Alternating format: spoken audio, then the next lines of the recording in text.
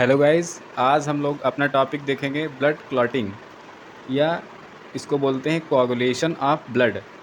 जैसे हम लोग के बॉडी में कहीं कोई पार्ट बॉडी का इंजर्ड हो गया, चोट लग गई वहाँ से ब्लीडिंग होने लगती है, फिर वहाँ ब्लड का क्लॉट बन जाता है, जो रक्त का थक्का बन जाता है। वो कैसे बनता है तो उसका प्रोसेस हम लोग पूरा आज देखेंगे। तो ये कैसे बनता है, कौन सी प्रोटीन कहाँ पे काम करती है, कैसे क्या कौन से एंजाइम निकलते हैं जो ये क्लॉट बनता है आपका, ये सारा कुछ हम लोग इसमें देखने वाले हैं। तो जैसा इसमें लिखा है, ये एनसीईआरटी की कुछ लाइंस लिखी हैं। You know that when you cut your finger or hurt yourself your wound does not continue to bleed for a long time, usually the blood stops flowing after some time. मतलब जब आप कोई part आपका injured हो जाता है तो वहाँ कुछ देर बाद ब्लड का क्लॉट बन जाता है और ब्लीडिंग अपने आप रुक जाती है। तो ये कैसे रुकती है ये आज हम लोग देखेंगे। और क्लॉटिंग हो कितनी देर में जाती है, 2 से 8 मिनट के बीच में आपका जो ब्लीडिंग हो रही है वो रुक जाती है अपने आप। वो कैसे रुकती है वो हम अभी देखेंगे। तो ब्लड के बारे में कुछ नॉर्मल जनरल जानकारी दे दें आप लोगों को। ब्लड के बारे में आपको पता तो होगा ही, लेकिन अगर नहीं पता है अगर तब भी देख लीजिए। ब्लड जो है इसके 2 पार्ट होते हैं, एक सॉलिड पार्ट होता है और एक इसका लिक्विड पार्ट होता है। ब्लड के 2 पार्ट हैं, solid part, liquid part. Solid part और लिक्विड पार्ट। सॉलिड पार्ट आपका होता है 45% और लिक्विड वाला होता है 55%। सॉलिड पार्ट में आपकी आरबीसी, डब्ल्यूबीसी और ब्लड प्लेटलेट्स आती हैं, और लिक्विड पार्ट में आपका ब्लड प्लाज्मा आता है और वाटर आता है। और इसमें जो आपकी प्रोटीन्स होती हैं, ब्लड प्रोटीन्स जो होती हैं, एल्ब्यूमिन, ग्लोब्यूलिन, प्रोथ्रोम्बिन, फाइब्रिनोजन, ये सब प्रोटीन इसमें आती हैं। और जो न्यूट्रिएंट्स होते हैं वो भी आपके लिक्विड पार्ट में ही आते हैं। और जो कुछ क्रिस्टलाइड जैसे यूरिया और ये सब जो आपके ब्लड में पाए जाते हैं वो भी लिक्विड पार्ट में आते हैं। तो ब्लड के 2 पार्ट हैं, सॉलिड पार्ट और लिक्विड पार्ट। सॉलिड पार्ट को हेमाटोक्रिट भी बोलते हैं। और ब्लड की जो ब्लड आपका है इसकी ओरिजिन कैसी होती है, मीज़ोडर्मल होती है। मतलब एम्ब्रियोनिक स्टेज में जब 3 वो बनती हैं आपकी मेम्ब्रेन, 3 प्राइमरी जर्मिनल लेयर जिनको बोलते हैं, एक्टोडर्म, मीज़ोडर्म, एंडोडर्म। तो ब्लड उनमें कहाँ से बनता है, मीज़ोडर्म से। इसकी ओरिजिन कैसी है, मीज़ोडर्मल ओरिजिन है। तो मैकेनिज्म ऑफ ब्लड क्लॉटिंग में देखेंगे हम लोग। सबसे पहले आपका क्या होगा, ट्रमेटाइज्ड टिश्यू या इंजर्ड पार्ट जो होगा, जहाँ पे आपको चोट लगी है उसको बोलेंगे ट्रमेटाइज्ड टिश्यू या इंजर्ड पार्ट। तभी ये ट्रमेटाइज्ड टर्म कहाँ से आया, वही जो ट्रामा सेंटर होता है वहाँ इंजरी वाले लोग ही जाते हैं, वो वही टर्म ये लिखा है, ट्रमेटाइज्ड टिश्यू या इंजर्ड टिश्यू। कहीं पे चोट लगी, इंजरी हुई आपको, तो वहाँ जो आपका ब्लड है, जो आपकी बॉडी है, वहाँ से एक फैक्टर रिलीज होगा, थ्रोम्बोप्लास्टिन फैक्टर 3। ये आपके ब्लड में होता है। और ब्लड में आपकी ब्लड प्लेटलेट्स भी होती हैं, वो एक फैक्टर 3 रिलीज़ करती हैं, प्लेटलेट्स फैक्टर 3। ये दोनों फैक्टर आपस में मिलके, थ्रोम्बोप्लास्टिन फैक्टर 3 और प्लेटलेट्स फैक्टर 3 जो है, ये आपस में मिलके कैल्शियम और प्रोटीन की प्रेजेंस में एक एंजाइम फॉर्म करते हैं जिसका नाम है प्रोथ्रोम्बिनेज एंजाइम। ये दोनों फैक्टर मिलके प्रोथ्रोम्बिनेज एंजाइम बनाते हैं। और प्रोथ्रोम्बिनेज ये आपका इतना हो गया, प्रोथ्रोम्बिनेज एंजाइम बनने तक का आपका स्टेप फर्स्ट है। ब्लड क्लॉटिंग में टोटल स्टेप 3 आपको हम बताएंगे, तीनों स्टेप में आपकी ब्लड क्लॉटिंग कंप्लीट हो जाएगी। तो पहले स्टेप में कहाँ तक है आपका, प्रोथ्रोम्बिनेज एंजाइम बन गया दोनों फैक्टर से। अब स्टेप सेकंड में क्या है, जो आपका ब्लड प्लाज्मा है उसमें प्रोथ्रोम्बिन प्रोटीन एक प्रेजेंट है। तो प्रोथ्रोम्बिन आप ब्लड प्लाज्मा जो है वहाँ से रिलीज़ होगा एक आपका प्रोथ्रोम्बिन फैक्टर 3 और कैल्शियम की प्रेजेंस होगी।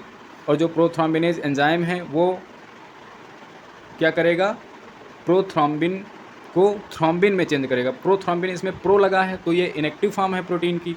अगर लास्ट में जेन लगा होता है या स्टार्टिंग में प्रो लगा होता है किसी प्रोटीन में तो उसकी इनएक्टिव फॉर्म होती है, उसको एक्टिव करना पड़ता है।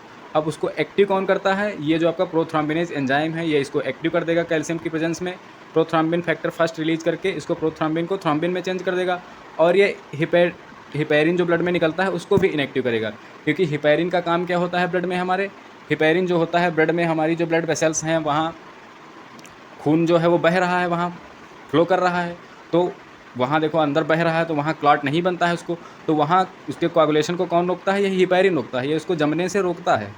तो ये जब तक एक्टिव रहेगा तब तक ब्लड क्लॉटिंग होगी नहीं, तब तक ब्लड जम नहीं सकता है। तो ये जो प्रोथ्रोम्बिनेज एंजाइम निकला ये हिपैरिन को इनएक्टिवेट कर देता है, जिससे ये आपका प्रोथ्रोम्बिन से थ्रोम्बिन बन गया। और कुछ पेप्टाइड जो प्रोटीन के फ्रेगमेंट्स कुछ बन जाएंगे, पेप्टाइड फ्रेगमेंट और थ्रोम्बिन बन गया। इतना हुआ आपका स्टेप सेकंड। अब आगे के स्टेप में क्या होगा, स्टेप थर्ड में आपके ब्लड प्लाज्मा में फाइब्रिनोजन भी प्रेजेंट है। फाइब्रिनोजन क्या है? प्रोटीन है। फाइब्रिनोजन ये भी इनएक्टिव फॉर्म है।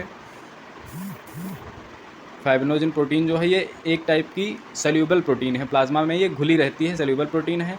और यहाँ से फैक्टर फर्स्ट रिलीज होगा, और जो आपका ये थ्रोम्बिन बना था, प्रोथ्रोम्बिन से थ्रोम्बिन बना था, प्रोथ्रोम्बिनेज एंजाइम ने थ्रोम्बिन बनाया था। अभी जो थ्रोम्बिन प्रोटीन बनी है ये एक्ट एज एंजाइम के जैसा काम करेगी, और जो फाइब्रिनोजन है ब्लड प्लाज्मा में उसको फाइब्रिन में तोड़ देगी। मतलब जो फाइब्रिनोजन है उसके मोनोमर्स बना देगी। फाइब्रिनोजन एक पॉलीमर है, उसके मोनोमर बना देगी, उसको एक छोटी छोटी यूनिट मतलब अमीनो एसिड्स में तोड़ देगी। कौन? थ्रोम्बिन जो है, थ्रोम्बिन एक्ट एज एंजाइम, यहाँ एंजाइम के जैसा काम करेगी ये, और फाइब्रिनोजन को मोनोमर्स या फाइब्रिन्स में तोड़ देगी। अब इनमें हो जाएगा आपका जो फाइब्रिन्स आपके बने, इनमें पॉलीमराइजेशन हो जाएगा।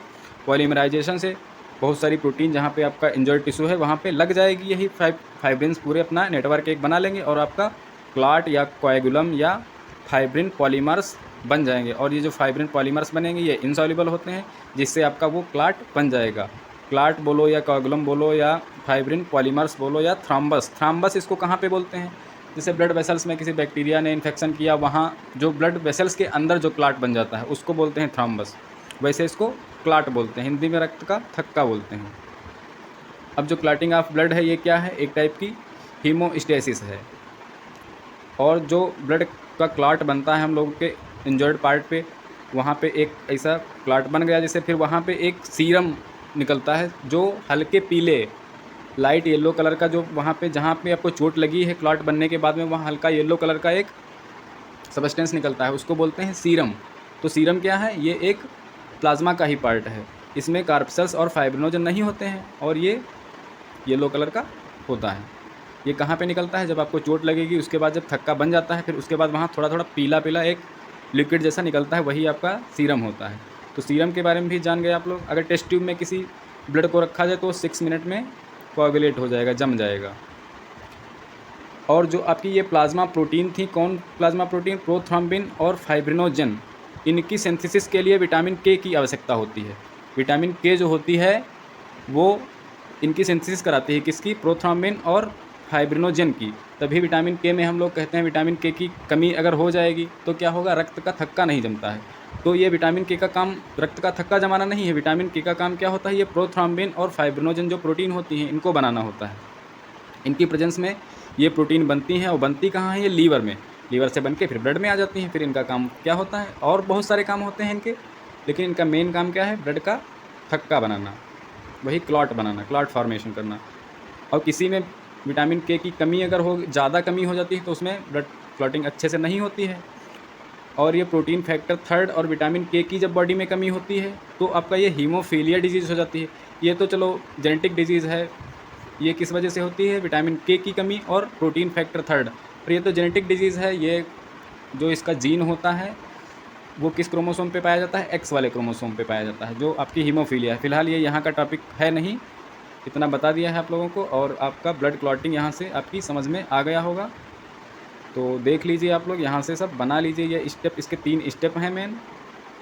तो आपका ये ब्लड क्लॉटिंग ख़त्म हो गया है। Okay, thank you.